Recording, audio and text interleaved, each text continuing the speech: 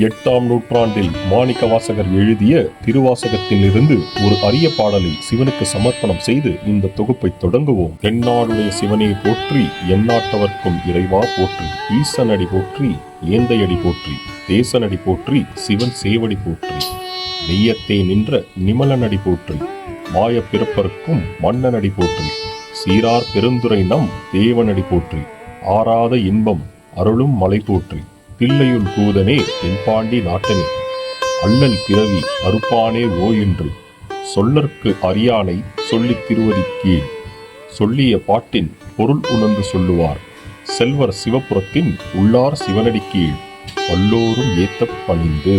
எல்லோருக்கும் வணக்கம். நான் உங்கள் மருதோனில். மனிதனுக்கு எத்தனையோ கேள்விகள் மனதில் தோன்றும். இந்த உலகத்தில் கேட்கப்படும் எல்லா கேள்விகளுக்கும் ஆன்மீக வழியாக, அறிவியல் ரீதியாக, புராண ரீதியாக, மருத்துவ ரீதியாக மற்றும் வாழ்வியல் ரீதியாக பதில்கள் உள்ளன. ஆக எந்த விதத்தில் வேண்டுமோ அந்த விதத்திலும் வகையிலும் நமக்கு ஒரு பதில் கிடைத்துவிடும். நம் நாட்டில் நாம் பின்பற்றும் பல விஷயங்கள் மதத்திற்கு அப்பாற்பட்டது. நம் முன்னோர்கள் வாழ்வில் நெறிமுறையாக கட்டமைத்திருக்கார்கள். சித்தர்களும் ஞானிகளும் முன்னோர்களும் ஒரு மனிதன் எப்படி வாழ வேண்டும் என்று, அனைத்து சக்திகளையும் எப்படி பெற வேண்டும் என்று அதற்கான பல சூட்சமங்களை ஆன்மீகத்தோடு இணைத்து வாழ்வில் முறையாக அமைத்திருக்கார்கள். அதற்கான விதிமுறைகளும் வைத்திருந்தார்கள். இறைவன் வழிபாடு என்பது இயற்கை வழிபாடோடு ஒன்றிய ஒன்றுதான். மதம் என்னும் மாய பிடியில் சிக்காமல் நம் முன்னோர்கள், குறிப்பாக சித்தர்கள், கோட்பாடுகளை மதங்களை கடந்து கட்டமைத்தார்கள். இந்த பிரபஞ்ச ரகசியங்களையும் தன்னை உருவாக்கிய ஆதி தலைவனையும் உணர்ந்திருந்தார்கள். இவ்வாறு நம் சித்தர்கள் ஒரு மிகப்பெரிய சூட்சமத்தை, ஒரு குறிப்பிட்ட நாளை தேர்வு செய்தார்கள். அந்த நாளில் இயற்கையாக கிடைக்கும் சக்திகளை அனுபவித்து இறைவனை வழிபடுவார்கள். அந்த நாள்தான் முழு பாரதமும் ஒன்று சேர்ந்து கொண்டாடும் இன்றைய மகா சிவராத்திரி. இன்று மகா சிவராத்திரியின் பின் இருக்கும் அந்த ஆன்மீகம் மற்றும் அந்த ஆன்மீகத்திற்குள்ளே புதைந்து இருக்கும் அறிவியல் என்னவென்று தெரிந்து கொள்ளலாம். சிவராத்திரி என்பது ஒரு விழா அல்ல, அது நம் மனதை கட்டுப்படுத்தும் ஒரு மிகப்பெரிய விரதம்.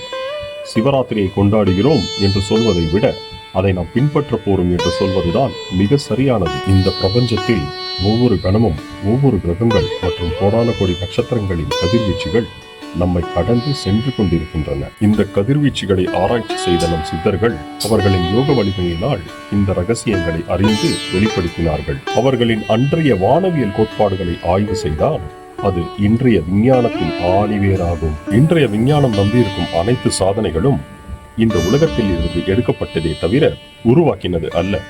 விஞ்ஞானத்தின் அறிவு என்பது பிரபஞ்சத்தில் தேடுவதில் தான் இருக்கிறது. மகா சிவராத்திரிக்கான அறிவியல் காரணத்தை நாம் இன்று தெரிந்து கொள்ளலாம்.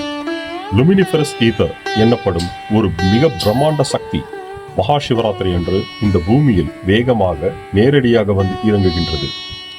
ஈதர் என்னும் இந்த சக்தி தான் இந்த உலகத்தையே இயக்குகின்றது. இந்த ஈதர் எப்பொழுதும் பூமிக்கு வந்து கொண்டே இருக்கும். வருடத்தில் ஒவ்வொரு மாதமும் சிவராத்திரி வரும்.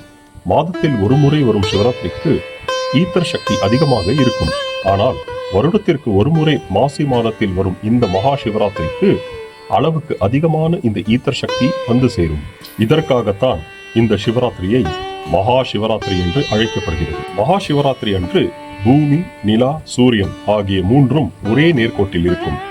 நள்ளிரவு 12:15 முதல் 12:45 வரை உச்சகட்ட ஈத்தர் கிடைக்கும் என்று கணக்கிடப்பட்டிருக்கு. இந்த நேரம்தான் மிக சிறப்பான நேரம்.